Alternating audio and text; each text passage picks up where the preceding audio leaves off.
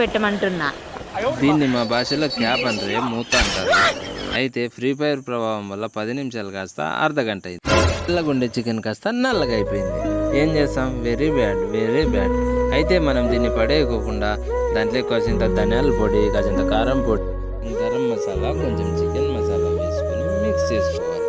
తగినన్ని నీళ్లు పోసుకొని ఒక 5 నిమిషాలు మీడియం ఫ్లేమ్లో ఉడికించుకోవాలి. ఇందులో కొంచెం కొబ్బరి పొడి వేసుకొని మిక్స్ చేసుకోవాలి. 2 నిమిషాలు ఉడికించుకొని వేరే ప్లేట్లో సర్వ్ చేసుకుంటే మన చికెన్ కర్రీ రెడీ. దీనికి సైడ్ డిష్గా రాగి చపాతీ ట్రై చేస్తున్నాను. చూడ్డానికైతే సూపర్గా ఉంది. టేస్ట్ అయితే వేరే లెవెల్.